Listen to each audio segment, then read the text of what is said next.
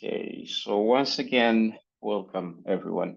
So this is the last webinar in the GIS series for this year.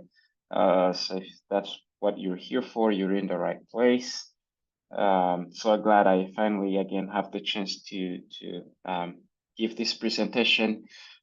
This is going to be about the Afrisnet Graduate Application Mentorship. The goal today is for me to try and tell you about this program. So if you are selected for a mentorship, you will be prepared. You will know what to expect. We have received some feedback from the people who were mentored last year, and I know some of you are coming back. If that's the case, should first say I'm sorry that you didn't get any admission last year, but I do encourage and laud your efforts to keep going. What I want to say before I even get into the presentation is to please be gracious with our mentors. I understand that sometimes they're slow in responding. I am slow in responding sometimes, as I will tell you throughout in the presentation.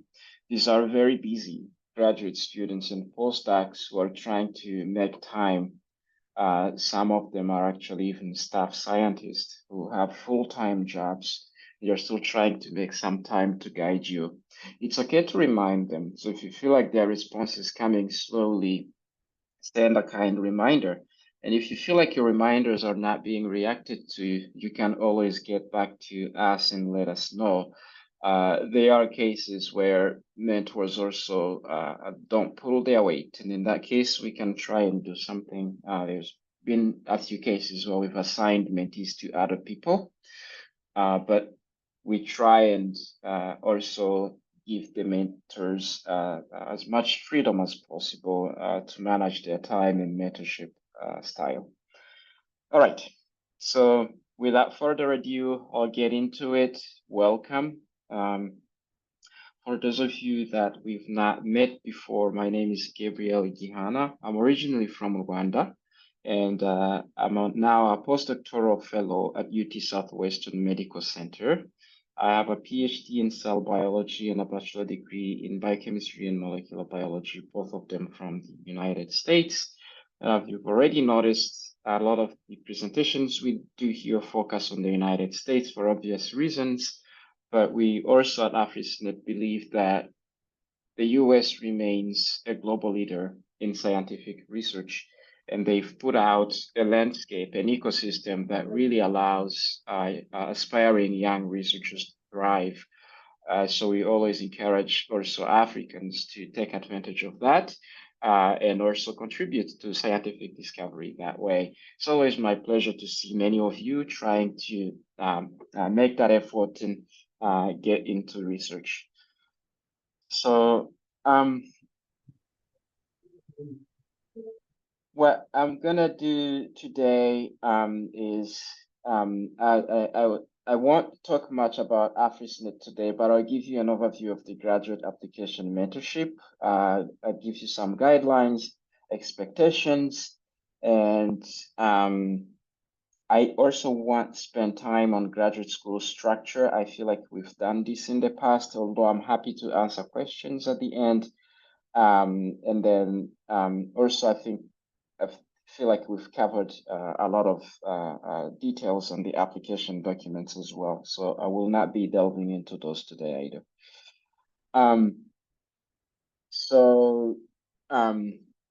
Just very briefly, you all know Afrisnet is a nonprofit organization. We're registered in Georgia in the United States. And our goal is to really increase the overall participation of Africans in global and competent research in STEM. What that means is that we want you to be able to do the best research you can do in the best place you can do it. Doesn't matter where. And we have more than, this number has ever since increased, so way more than 3,000 people in the network now. We are on LinkedIn, we are on Twitter, we are on YouTube. So if you don't follow our channels, please do so.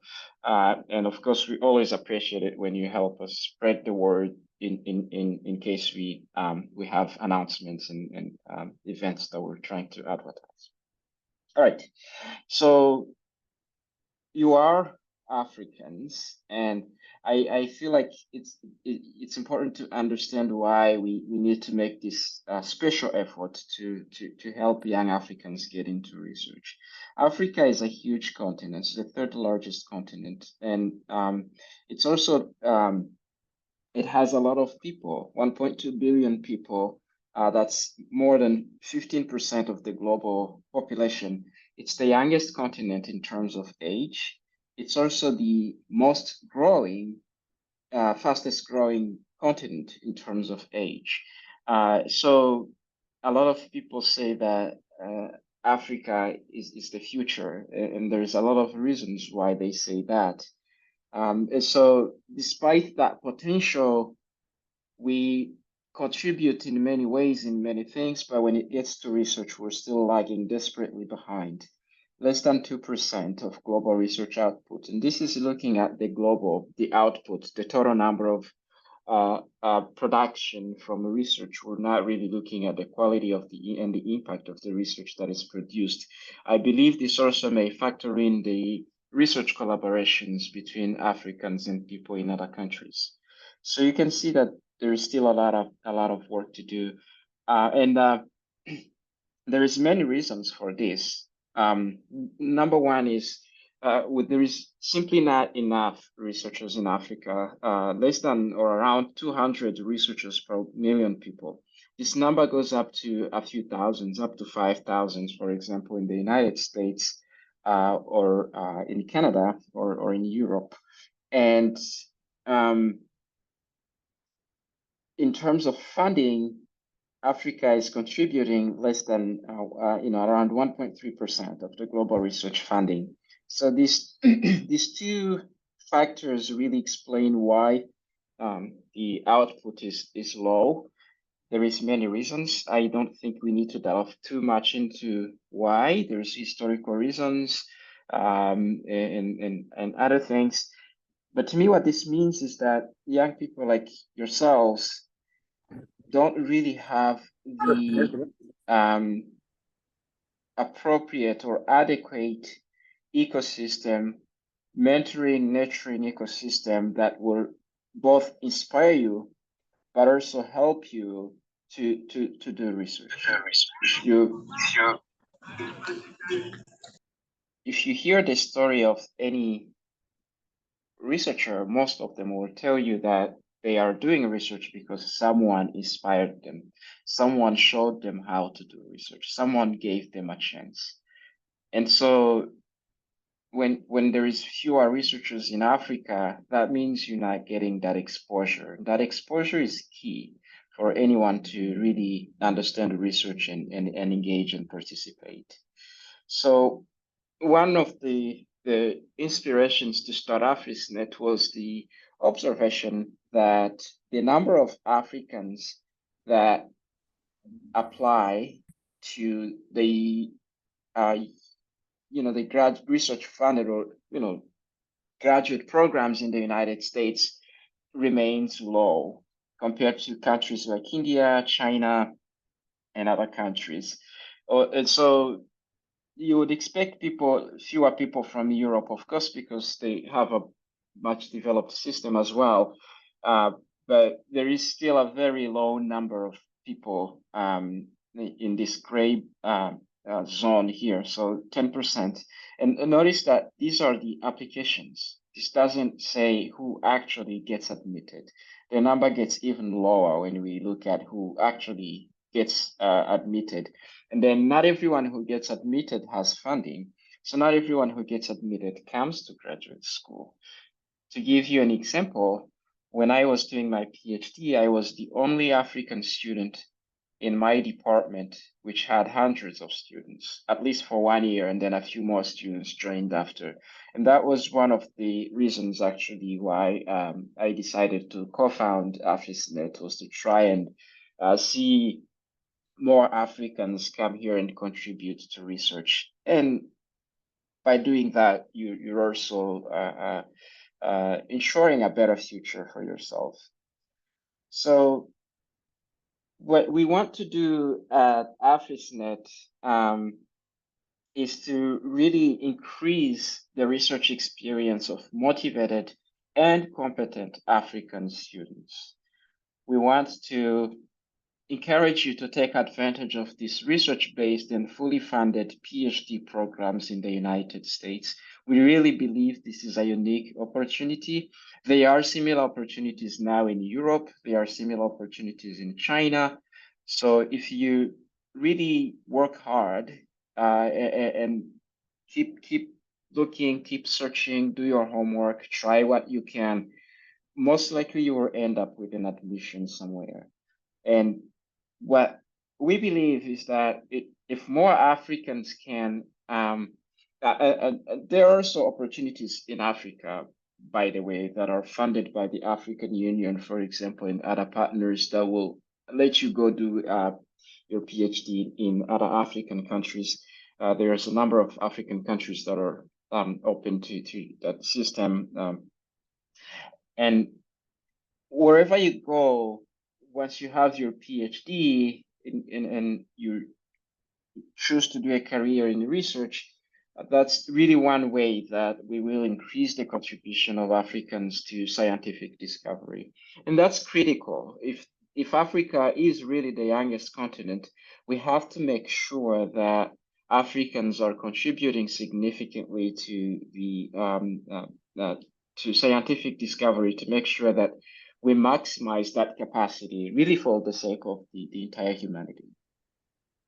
So now I want to get into the Afrisnet graduate application mentorship and tell you what it is, what to expect, and kind of give you some guidelines, discuss some of the things we've learned in the past that we want to emphasize and some that we would like to avoid. So this is a comprehensive annual mentorship program through which volunteering mentors will guide students through the application and selection, application, and matriculation to graduate school. I would wish that we also had the means to support students financially, but unfortunately, Afrisnet does not have that capacity yet. Excuse me. We know that there are a lot of students who, for instance, get admitted and they struggle to find relocation fees. Some don't get full funding. All these are expensive costs that we unfortunately don't have funding for, but we'll keep trying, and that's the hope that in the future maybe we'll be able to help. So when I think about this program, for me, it's kind of like having a companion who is going to encourage you, hopefully, and guide you during your graduate application process. It's a long process. Hopefully, you also develop that professional relationship with your mentor that will continue on. It's always nice to see that even when a student does not get admitted into graduate school, the mentorship really helps them develop professionally.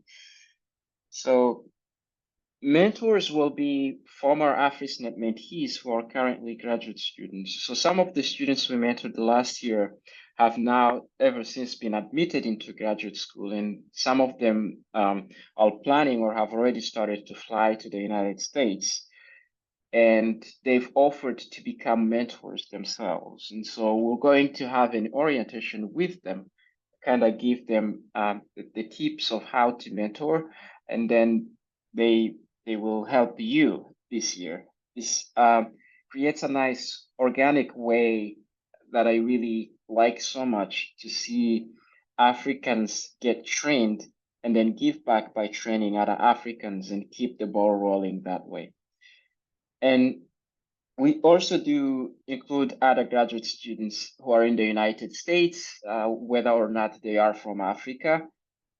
And that's also equally important because we also want you to integrate in the wider scientific community. There is value in cross-cultural exchange and relationships professionally when you're mentored with someone who may not be from Africa. But it's also important to be aware that that person may not understand your culture and your background. We also select postdoctoral researchers, mainly from the United States, who have graciously offered to be mentors. that has been generally we get a good response when we send out a call for people to become mentors, and that really speaks to the importance of this program. So what do we want to achieve through this mentorship? We want to first bridge the cultural differences. You are operating in an African system, in an African cultural system, which may be different from the American system. And this can be sometimes very trivial things that may not necessarily be a problem, but it's always good when you communicate to people in a manner that is sensible to them. So, for example, if you are in Nigeria, you know that Nigerians like to address senior females as ma. And I had one professor here when she was interviewing a student from Nigeria, and the student said ma. She was confused. She was wondering, why is the student calling her mom? I'm not your mother. She didn't really understand that ma in the Nigerian culture is actually a sort of a respect expression, right? And so if you have an interview, if you're in Nigeria and you have an interview, we will tell you maybe try not to say bye if you can. If you do say it, then explain to the person you're speaking with what it means. We've also picked out that, for instance, students from Ghana, it's just in their culture that they like to say please. Whether they are asking or offering something, please is just a word they like to use. They like to be very polite. And so if we do a mock interview, we may kind of touch on that and tell you, for instance, what the American or the European expectation might be, right? And we want to make sure that you present your best selves and advocate for yourselves accurately. This is very important. You are selling yourself. If you don't advocate for yourself, no one else will. So you have to know the assets that you have that are best to bring forward as you're trying to get an admission into grad school. The hope is also that we help improve your professional communication. This is whether or not you get an admission. And so we will help you with both written and oral communication, or in the case where you get an interview, written in terms of your personal statements, emails that you're sending to professors. We want to proofread those and make sure that they are understandable to your audience. So we also want to describe the standards of the graduate programs that you're trying to get into. Every country can be different, and as you've already seen, a lot of the mentors have gone through grad school here in the United States or in Europe, and they understand those standards. And the idea is that we can tell you what to expect. And so this is not just in terms of the qualifications that you have, but also in how you describe them. The standards also go to the level of your communication, the level of your presentation. And we don't dictate students where they apply, but we will have a discussion about your choices. We've had students in the past who will only choose the top graduate programs, and they'll send 10 applications to the top institutions in the world. They don't get any admission, and then they come and say that they are sad that they didn't get any admission. It's understandable that they are sad, but at the same time, they were really shooting very high. So the chances of getting admission were very low to begin with. Everyone in the world would wish to get into schools like Harvard and Oxford and Caltech and Stanford. And there's no need for you to, or it's not wise for you to target only those schools. It's good to have a range of programs that rank high and maybe in the mid-range, maybe even a little lower. Most graduate programs in the United States, for example, will be highly competent on the global scale. So there's no need to say that if you don't get into Harvard, it's the end of the world. Absolutely not. And some mentors are also able to, like I said, it's kind of a companion. So we try and send out reminders to you. Where are you? Have you gotten your recommendation letters? Are you aware of the deadlines that are upcoming? And so that helps you also stay on track of things. Now, in terms of your communication, in this case for written communication, the documents that we'll look at would include your CV or your resume. Most mentors will ask for this document first. This gives them a chance of your qualification, an idea about your qualifications, your education, research experience, extracurricular activities. It really tells them who you are so they can better prepare to mentor you. Your personal statement, statements of purpose, research statements, recommendation letters. We've seen all kinds of statements that are coming up these days, sometimes even like statements of need if you've asked for like a fee waiver. I've also seen a statement of resilience. So there's someone who is trying to mess up with our presentation. So I'm gonna have to stop sharing and start sharing again.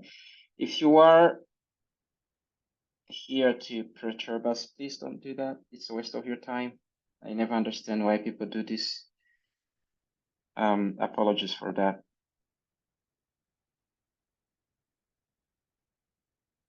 Do not annotate on the slides, please.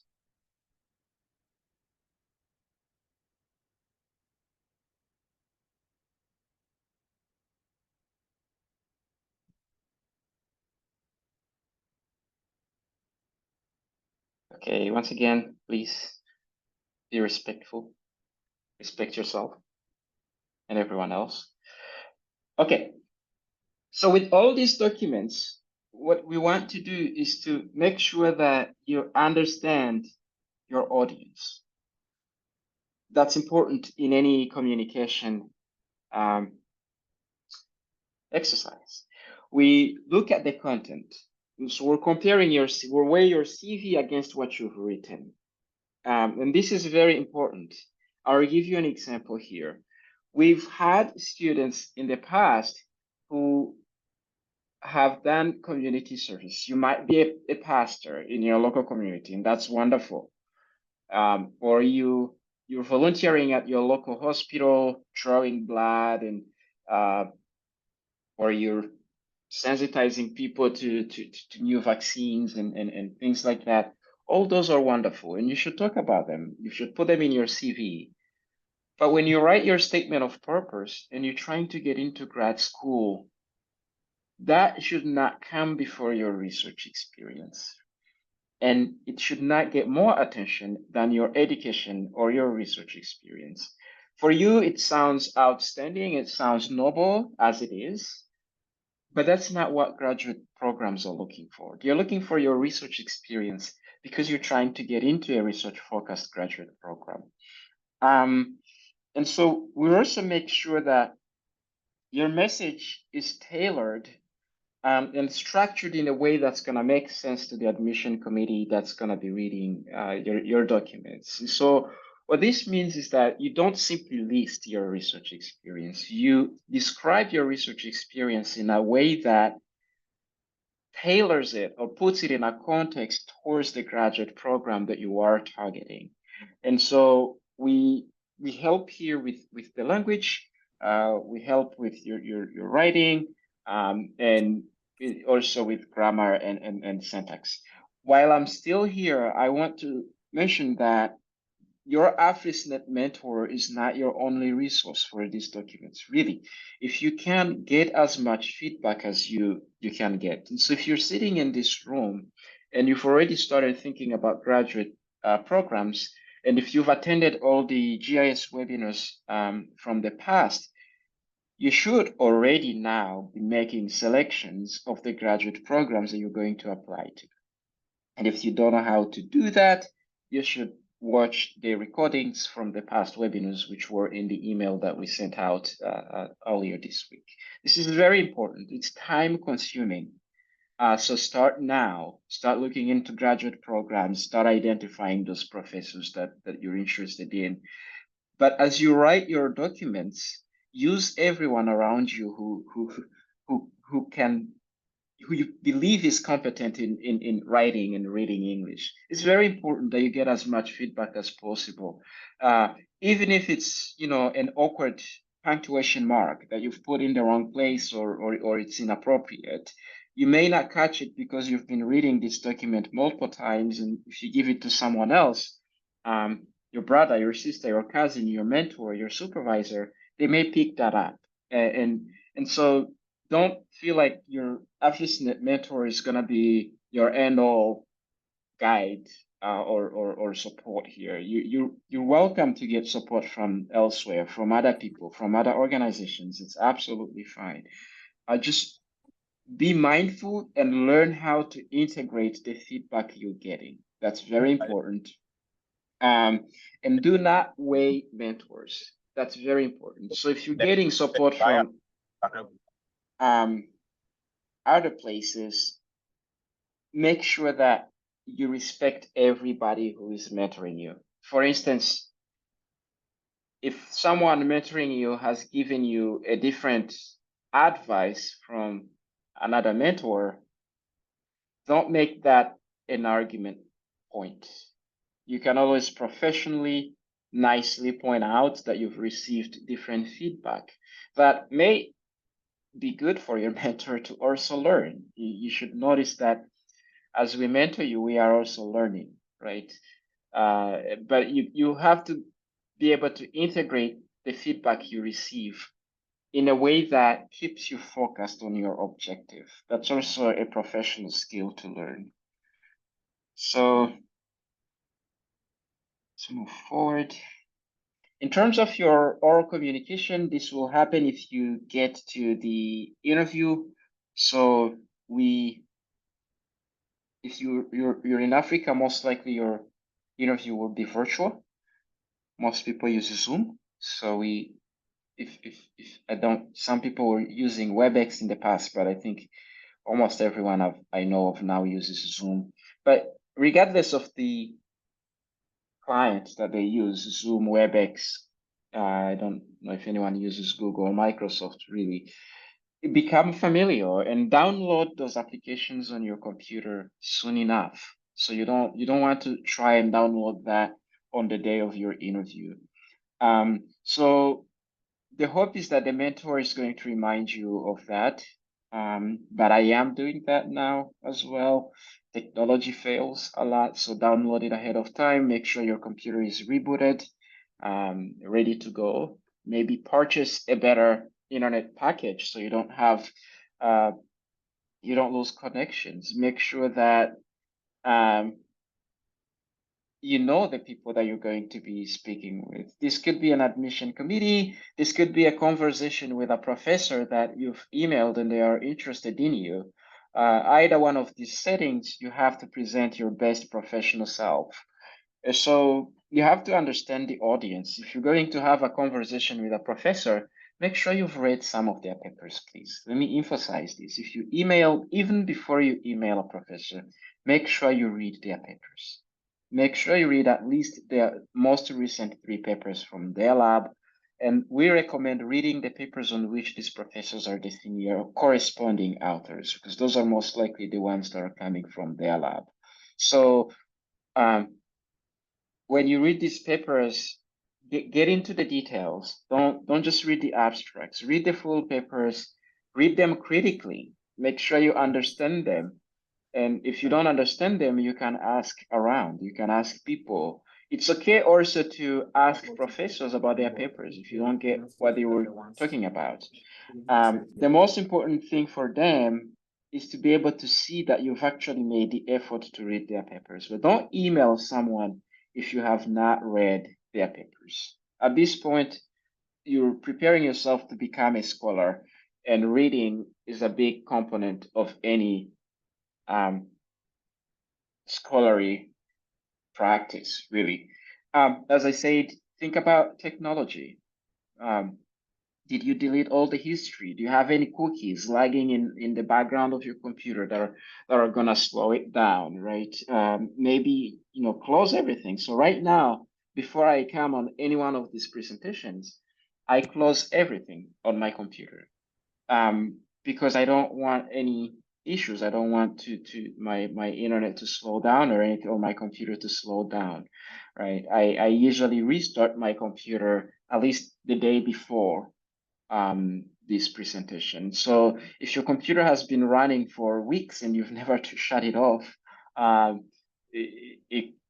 it could crash during your interview, and that could be a problem, right? So all those are small things to think about. Think about your internet. Do you have enough data? Do you have enough connection? Maybe you should do a mock Zoom call with someone else before you actually go for the real interview or the real conversation with the professor. And then, very important, be on time.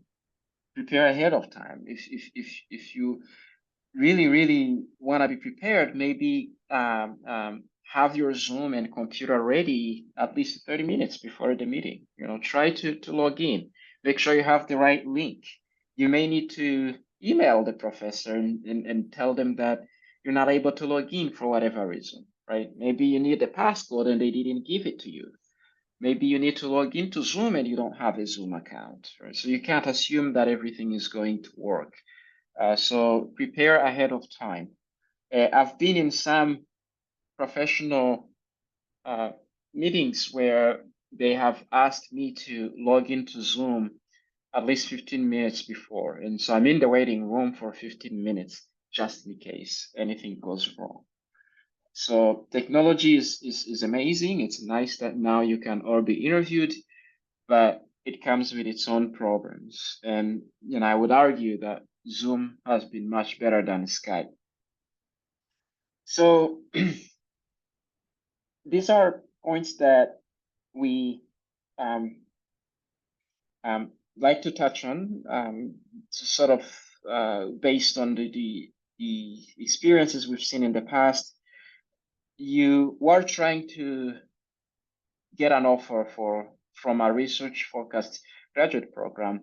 It's an academic institution. It's an education institution. So you have to know yourself academically and also as a researcher. So what degree do you have? What courses have you taken that relate best to the graduate program you're trying to get into? What research experience do you have? What does that experience mean? How did that inspire you? How does that make you decide to go to graduate school now, right? Do you know your research interests? If someone gave you 1 minute to talk about your research interests, what would you say? We meet in an elevator or on the street, and I ask you, I have a lab. I'm trying to hire people, and I ask, what are you interested in?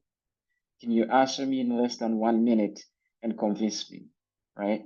So I always tell students, when you're trying to define your research interests, do not be too narrow, do not be too broad either, right? And so think about the research you've done, think about the processes, the research process, the methods, think about the model organisms that you've used, think about the molecules, the proteins you've played with.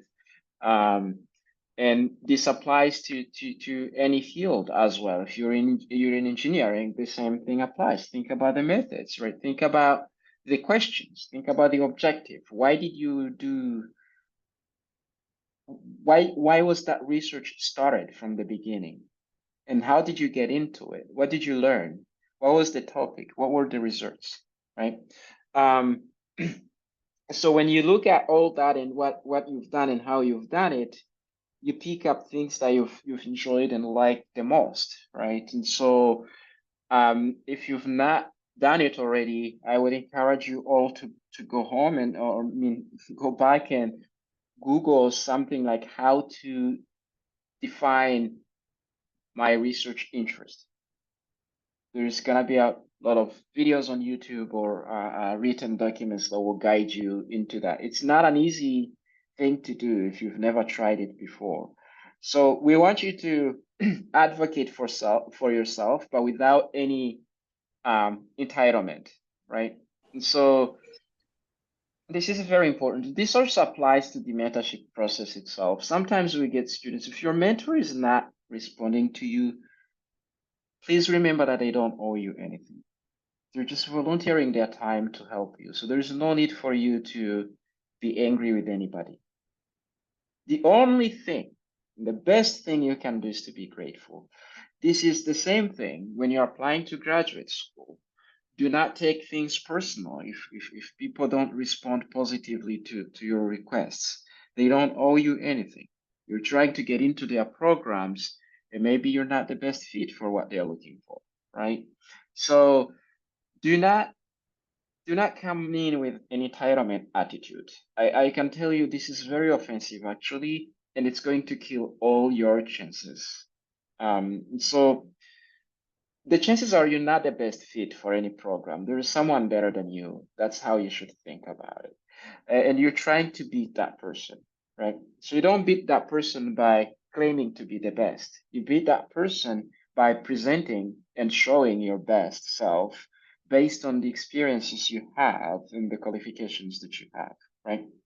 So if you're interested in any research lab, any professor, please get complete and current information about that professor's research in their laboratory. And you get this information by reading their publication, not just by reading their laboratory websites. Keep in mind that laboratory websites are not always up to date. Some of them might be a few years behind the date. And so it's important to use Google Scholar, PubMed, engineering databases, and other publication databases to really get to the most recent publications from the lab. Know who is in the lab, how big is the lab, where are the alumni from that lab. You know, if a lab has been operating for 20 years and it's only graduated 3 students, maybe that's not a good lab to get into, right? And so you also need to learn about the organization that you're trying to get into. Every university is an organization that fits within a city, a state where they are, and everything in between. And so familiarize yourself what that means. For instance, if you're applying to a school in Boston, they may tell you that your stipend is going to be, you know, $40,000. When you're applying to a school in Alabama, they may tell you your stipend is going to be $25,000 or $30,000, and you're like, oh, I'm gonna go to Boston because they're paying me more. What you don't know is that Boston is much more expensive than Birmingham.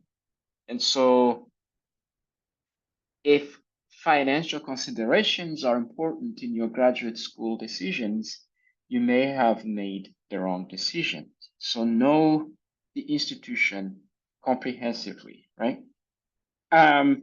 So we also, of course, by helping improve your written and oral communication, what we hope is that your communication is as professional as possible. But this goes also overall to your professional etiquette. And so if you have an interview, are you dressed properly? You know, do you have enough light in your room? Can people see you? Are you looking into the camera, right?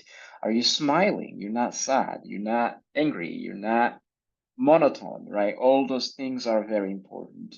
And I can tell you, like I said, anything I say here is just a tip of the iceberg to sort of point you to the things you should be looking for and learning right now. There's so many videos out there, people telling you how you should present yourself in a Zoom interview, right? So if you've never watched some of those, make sure you do so.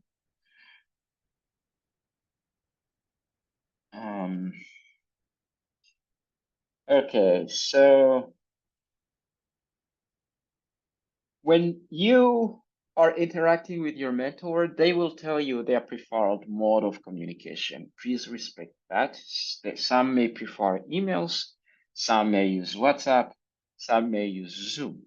I use all of these, for instance, when I'm mentoring students. And the reason why I use all of these is because sometimes you ask me a question via an email, and I feel like the best way is for me to have a conversation with you on Zoom to explain what you're asking. If I'm mentoring a student, I like to have their WhatsApp number because sometimes I just can't get hold of you on email, or I need an urgent response, and I would rather text you on your phone, on WhatsApp. Or sometimes we schedule a Zoom call and that doesn't go as well, so we switch to a WhatsApp call, right? So it's okay to ask your mentor. Tell them what communication style works best for you, but do not expect that they will honor that. They may prefer email or WhatsApp or Zoom, and whatever they prefer, that's what you want to adhere to. And so also understand and respect their expectations and tell them what your expectations are as well, right? And so be responsive too. There are mentees who never respond to the mentors. And so if you are having multiple applications, inform your mentor of all your application and the ones that you need help with. It's not really cool when you see an email from a mentee on Tuesday night that's saying that they have a Zoom interview on Wednesday night about a program that you had no idea they were trying to get into. So I don't know how to help you in that case. If I do anything, I'll give you a generic advice.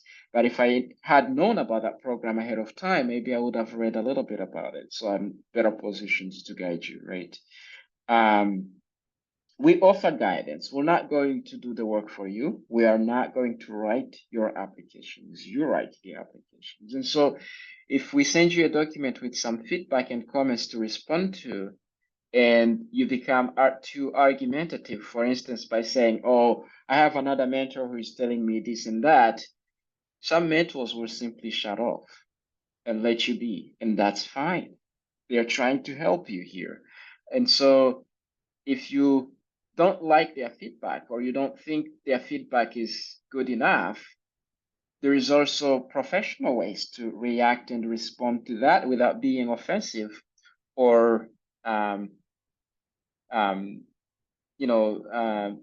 belittling your mentor, right? You have to always remain respectful and professional no matter what. And so what I should also say is that we do not chase unresponsive or lazy students. And so if a mentor tries to reach you 3 times, for example, via email, that's the number we give them by default. You don't respond to any of those emails, they will not chase you. That's it. So I should say here now, if you're not prepared, if you're not sure, please don't apply, because it's not fair when we take you and you don't respond when there are other students that we were not able to mentor. We do get a large volume of students. We've been getting hundreds of students every year, and we've only been able to mentor. Last year we went up to 200. I'm not sure if we'll be able to do the same this year. There is a lot of mentors who are discouraged by unresponsive students, so that's a really sad thing. I want each one of you to think about that. Like I said, these people are very busy, and if they say I'm gonna mentor 5 students and none of them responds, they're just gonna say Afrisnet is not serious. I'm not gonna do this again. And that's fair. So if you're not prepared, if you're not serious, please do not apply. And if you are selected, please respond. Be engaged. So we expect you to communicate regularly and on time. We expect you to understand and respect your mentor's time. Graduate students are very, very busy. Postdocs are very, very busy. You are busy too. So this only works if there is mutual respect. And own your application. The mentor is there to guide you. These are your applications. You should organize them. You should make sure they're submitted on time and all the things that you need to do. Be proactive and work hard. complete many applications on time, and do submit many applications. Do not focus on just one. I should also say, if you're submitting many applications, try and transfer the skills that you learn from your mentor from one application to the other. If my mentees send me multiple statements for multiple schools, I'm usually okay with that. I can help tailor things to different programs. But if someone has shown you how to write your statement, in most cases, you should be able to tailor that to different programs without having to bother them all the time. That being said, if you are hesitant, ask them for help. There are cases where you apply for one program that tells you that your statement may be up to 2 pages, and then you go to the next program and they give you only half a page or 1 page. So that can be tricky to really shorten a 2-page essay into half a page or 1 page. So that's where you may say, yeah, thank you so much. You helped me a lot. I feel like my essay has improved, but now this program is asking me to write it on a much shorter space, and I'm really not sure how I could do that. Okay. And so if you get admitted, there is some support that you may get from your mentor in terms of matriculation. And so maintain communication with your mentor after the admission. The least you can do is to let them know that you've received an admission. And please also respond to Afrisnet emails. If you're on this call and we mentored you last year and you've not filled out the mentee survey, please do that. Okay, that's very important. We want to know that we have to be able to assess ourselves and see that what we are doing is making an impact. And the only way we're able to do that is that you tell us what has happened, the outcome of your applications. We are not burdening the mentors to do that anymore. Before, we used to ask the mentors to reach out to the mentees and ask them about their applications, but that was taking forever. And if a mentor doesn't engage, then we never get to learn about what happened to our mentees. So this time we've been reaching out to the mentees directly. And we ask them a lot of questions, and that's important. Right? We want to know how you're making your decisions. Which schools did you apply to? Because we're not policing the mentorship process. We let mentors be independent and work with their mentees. But at the end, we like that feedback, right? And so once you get an admission, keep in touch. We also would hope that you can come back as a mentor and help us expand the program, right? But your mentor may also have some information that will help you, right? And so I've given you an example. You have one offer in Boston, another one in Bloomington, and you're wondering, which school should I choose? There's a lot of factors and nuances that go into making that decision. If you keep in touch with your mentor, they may help you. They may know people in the city you're going into who perhaps can help you find an apartment, for example, right? And so sometimes you need to negotiate. Maybe they are not giving you enough money. And so there are students that have been in negotiations for a few years and eventually they've been able to make it. And they've reached out to us and said, the professor is offering me 50% of the funding I need, and the program is offering me 10%. So I need to come up with 40%. And the professor is waiting on a grant. Should I take a loan here, or should I wait for the grant to come through, right? And so those are things that sometimes getting an insight from someone who is on the other side can be very helpful, right? Visa, students have asked about visa applications. Keep in mind that your mentors may not know everything about visa applications. In fact, unless they are like another graduate student from Africa who has themselves applied for a visa, they may have no idea how that works. And do not hold that against them, because why does an American need to know how to apply for an American visa? They will never need to do that, right? And so I've already mentioned that they may help you with finding an apartment. right? Connect you with local friends. So for instance, Afrisnet has a lot of alumni now in multiple US cities. And so if you tell us where you're going, we may be able to connect you with Afrisnet alumni that are in those cities who can help you. And so letting us know that you've gotten an admission, or so we naturally induct you into the AGPC, our graduate and postdoc community, who are all over the world. So you have that network and connections, and they can also help you in your matriculation process. So the general timeline, we started the GIS series in May. Now we are in July. This is the last one. So next month, in fact, after this webinar, we're going to open the application.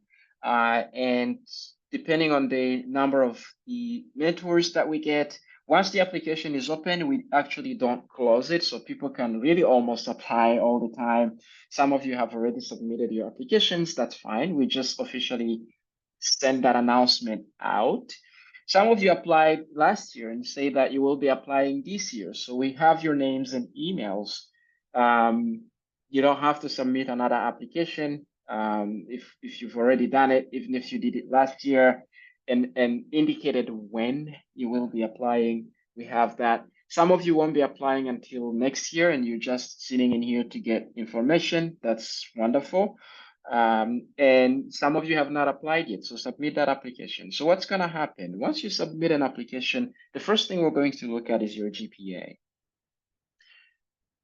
If your GPA is not at least on average 3/4, the chances of you getting an admission are very low unless you can convince the program that you have other reasons why your GPA is low and show that you have genuinely worked hard to keep your GPA high. And so if you're one of those people who will be applying next year, 2025, 2026, please make sure you keep your GPA above 3. If it's not now, work as hard as you can. So likewise, if your GPA is lower than 3, we will most likely reach out to you and ask you to tell us why. We will ask you to write a statement. You will not initially be selected. You'll be put on a waiting list. Now, that being said, the form that you fill out when you are applying makes it clear that you write your GPA in a fraction format. What do I mean? If your scale is 4 at your school, do not just write 3.2, because it could be 3.2 over 5, 3.2 over 6, hopefully not 3.2%. And if your GPA is expressed in a percentage, write the percentage. Don't just say 62. 62 over what, right? So write it in full. That will be very helpful to us. Last year, we spent so much time trying to understand what GPAs meant because students were writing them in all kinds of formats. So now you will actually have to also upload your transcript, and hopefully your transcript will help us know what your GPA means. We don't want you to go through these translation websites and companies and pay money for that. I don't think we need that. But at least give us your unofficial transcript so we can have an idea of what the meaning of your GPA. And then typically starting in November until February, maybe sometimes a little later, you're gonna be submitting your applications all year next year in the winter, leading into early spring, maybe up to May. That's when you hear back from the schools that you've applied to. They tell you if you have an admission, if you've been rejected, if you've been put on a waiting list. If you've been offered an admission and funding, that's wonderful. That's always what we are looking for. If you have an admission without funding, that's a great sign. Celebrate that as well. And keep negotiating for any available funding at the school. And the best source is always going to be the school in terms of funding. So we've actually learned that some universities even have some relocation grants for students coming from outside the country. And a lot of students reach out to us and ask if Afrisnet can help with that. And as I said, I wish we could. We're not there yet. But the first place to reach, the first people to reach to is the school. They may have relocation grants that you can apply to. If you didn't get any admission, that's always sad, but we encourage you to try again. It's very true that a number of students have had to try a few times before they can get an offer. And if you feel like that only happens to African students, you're wrong, right? And so I have colleagues who are here, who have been working in labs for more than a year doing research, and they still don't get any offer when they apply. And they apply again. They try again until they get an offer. If a PhD is really what you're looking for, or that master's is really what you're looking for, keep trying. Eventually, something is going to work out. What you need to do is it's sometimes hard to know why you didn't get an admission, so don't beat yourself up. What you want to do is to keep things objective. You know what the requirements are, so look at your research experience, right?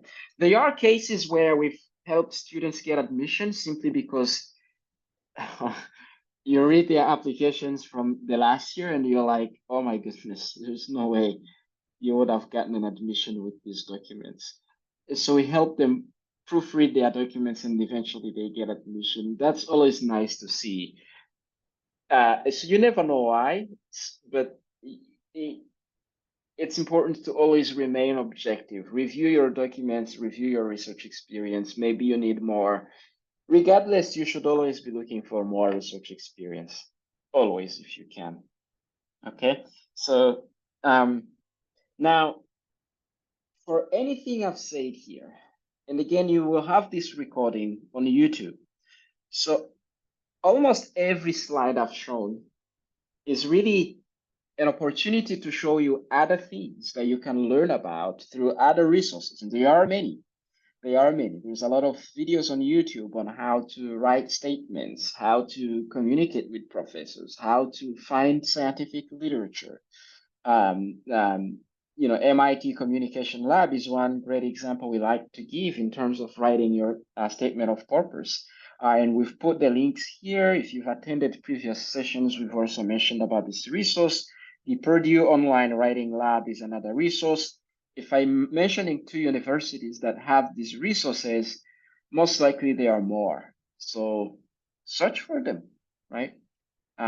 You just have to type in Google how to write a statement of purpose and look at the results that come with, you should notice a trend here, right? All these resources, websites have an edu domain, right? Typically that tells you that that's coming from an academic institution and therefore more trustworthy than a .com or a .biz or .org or .gov resource.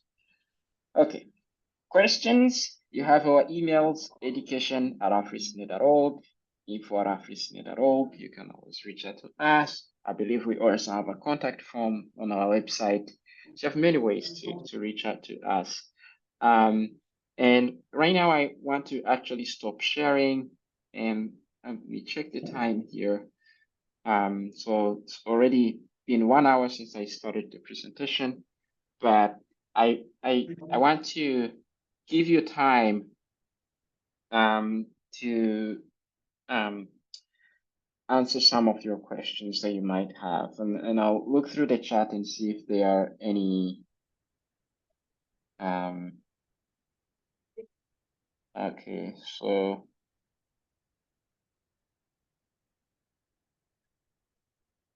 a lot of people wishing happy birthday to Sumaya.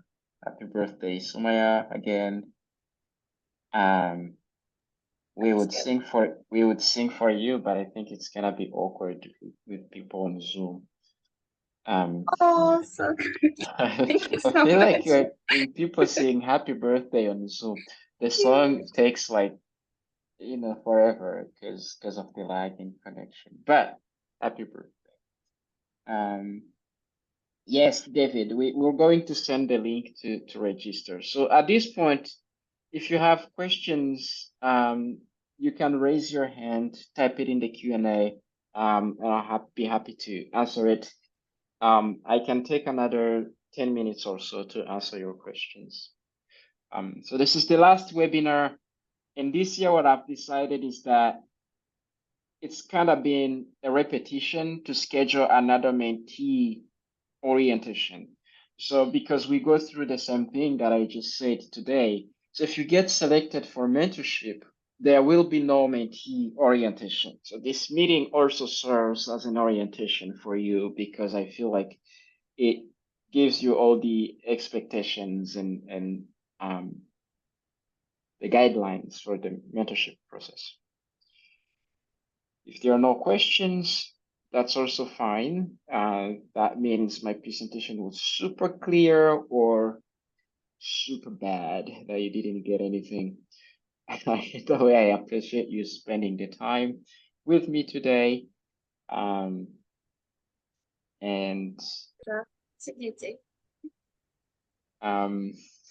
thank you, Somaya. Are there any questions? Okay, super clear. Great. Comments, concerns? Yes, wonderful. You can unmute yourself. Okay, thank you very much for the series and all the sessions so far. They've been super insightful. I really wanted to ask the question around. Sorry about that. Yeah, around like you said defining research areas. So for people that are fresh out of undergrad and probably don't really know how to go about defining their research interest, but they just have like um a set of skills or maybe programming skills, and they have interest in say STEM education or the likes. Like, how do they navigate finding a research area that they can pursue on a master's level? Yeah, so your interest will most likely align with something that you've done before. So, for example, you said you may have skills in programming. When did you program? What were you programming for, right? And then when you look at your programming, is there a trend? For instance, how does your programming connect to your undergraduate courses? So maybe you were trying to, I don't know, develop a software that's going to help teachers, I don't know, find an example, right? So I like to find examples where practical skills connect to theoretical coursework. And you're gonna look at your case and establish where those connections exist and ask yourself, did I really enjoy that, right? How did you feel during those courses? How did you feel during that programming exercise? And if there is that connection, perhaps that's where your interests lie, right? And so, or give you an example, maybe you're interested into how programming, computer science can be leveraged, or artificial intelligence can be leveraged to predict climate patterns. That's an example. And so if that's the case, did you take any course in AI as an undergraduate in computer science? Did you take any course that somehow related or touched on climate change? Right? Can you tell a story through those two processes, or anything else you've done, maybe an internship, right? And so connect your practical skills to the theoretical knowledge you've taken through courses. And most importantly, show how those two components have inspired you to even learn more through graduate school. But make sure you show that you understand what you would be doing in graduate school, right? This time it's going to be research. So you want to do more research. Why? Why do we do research? We want to contribute to scientific discovery, right? Moving forward, we want to offer our contribution, but we also want to learn more and better ourselves and prepare for a career in research, right? So, because we are passionate about um, our interest and you can show that you are passionate by quantifiable examples, right? So how much have you engaged in a particular activity, in a research project? Or why did you choose that particular project, right? And then now I know that many of you actually don't have options. It's not like you had 5 options and then you chose one.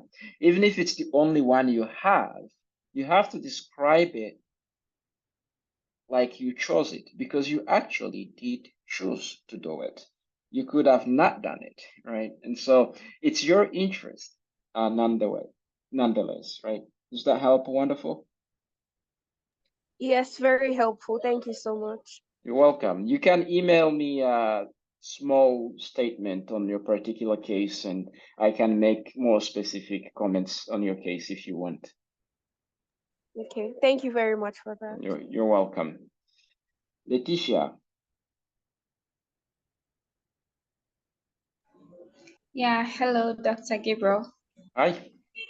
Yeah, good afternoon to everyone. And first of all, I would like to thank you, Dr. Gabriel, for everything that you've done for us.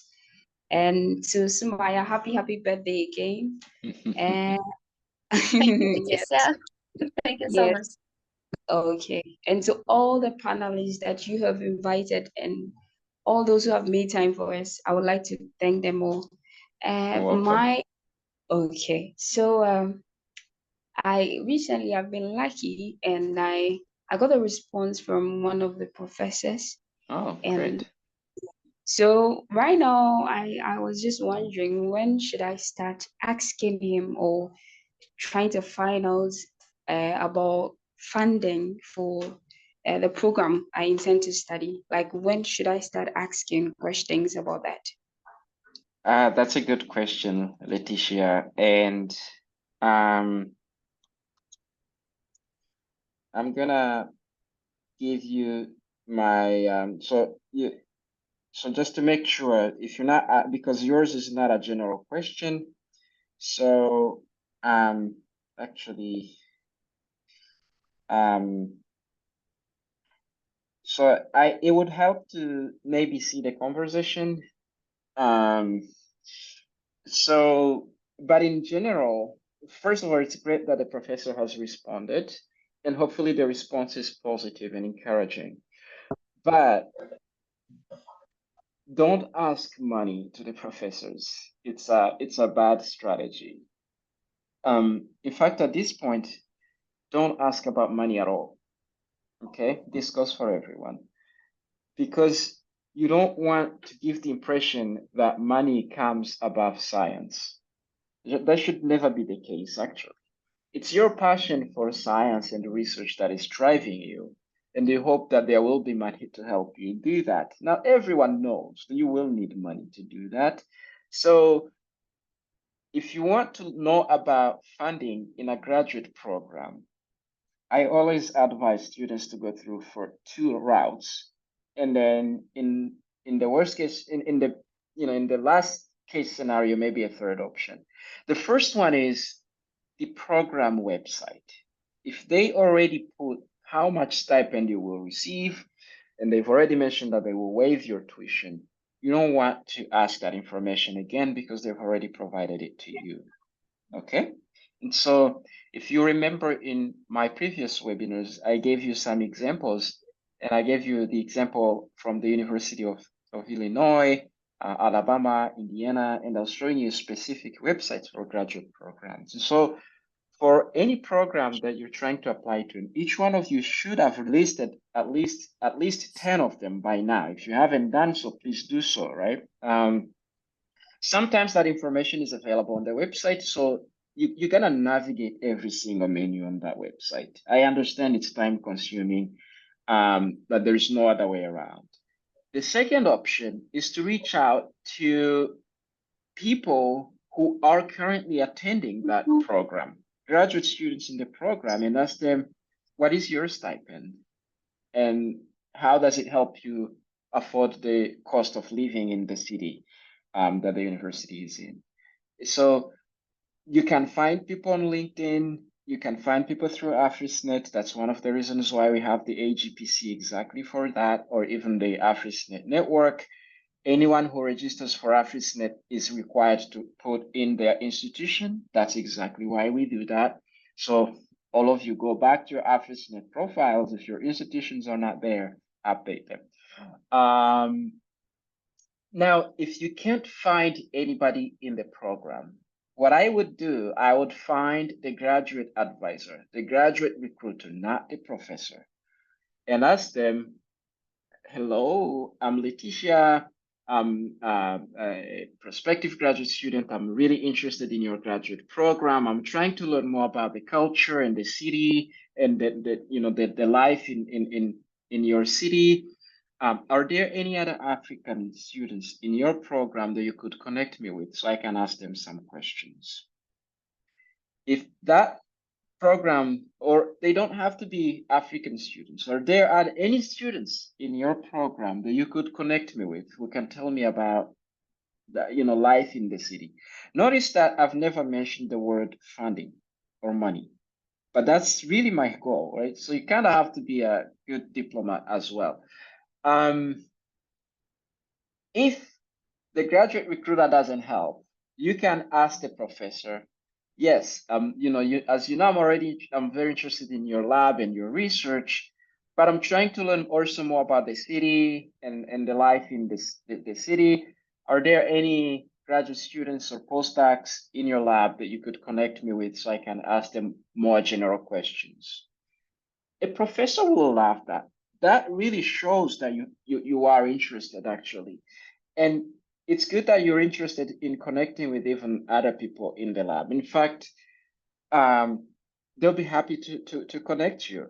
And so if none of those 3-4 options work, then and only then you may ask the question directly to the graduate advisor, not the professor.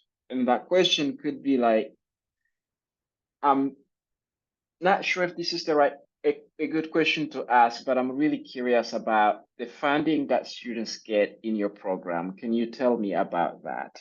Right. So now I'm not asking how much are you gonna pay me? It's asking a generic question. Tell me about funding, and they will understand what you're asking and they will answer that question. And if you don't get that information, you're not that sometimes that's a bad sign. If they're not willing to share it, maybe it's not good. But you don't want to hold that against them. Again, they are doing everything they can to support their students. So be grateful and gracious. However, what I would do in that case, I would say, okay, maybe I'm not sure about this program, so I'll try a few more, right? And then if you get multiple offers, you can compare, right? Should you get an admission, however, that's a different story. In this time, they want you to come. So if they give you an offer letter, they will tell you what they will give you as funding support. Now, I more interested actually, Leticia, in the conversation with the professor. So if you don't mind telling me more, I would be happy to read. You're welcome to if you have any questions about that conversation, I'll be happy to help you as well. I think the information you gave me is very, very helpful, and I really appreciate it. Great. For now, I have sent you a message on WhatsApp, but you haven't been able to respond yet. So I'm not surprised I get so many. Okay. But I will check and respond. Okay, so maybe I can forward the message from the professor to you on WhatsApp. All right. And oh, this is so. Please, I get so many messages, right? So if you send a message like this and I don't respond, bug me again. It's okay. I don't mind. Okay. Please. Okay. Please. We appreciate reminders. Okay. Thank you. My inbox now has something in over 1,000 emails that I have to deal with. That's not counting the messages on WhatsApp. Okay. Okay. Thank you very, very much. Yeah, I have it now. I will read it. And if you don't hear from me in 2 days, remind me, please. Okay. I'll do that. That goes Thank for you. everyone. Yeah. Uh-huh. Any other questions? Okay. Perfect. I will stop the recording in a minute. And again, thank you everyone for joining us today and in the past webinars. I hope you are now gearing up and preparing everything, writing your documents, identifying graduate programs that you're going to apply to. We will send the mentorship application link soon. Again, if you've already filled one before, there is no need to submit another one. And we will review those and we will communicate to you if you've been selected for mentorship. And that is going to depend again on your GPA, your research experience. We really try not to focus a lot on the research experience because that just sounds like penalizing you for something that maybe you're not necessarily responsible for. What we do consider though is that the number of mentors that we get. And so I was looking at the numbers earlier, and I think we are now at we have a capacity of about nearly 80. So we're gonna launch a call for more mentors. And hopefully we'll be able to get more than that and help you as well. I wish you a wonderful day and thank you so much for joining us today.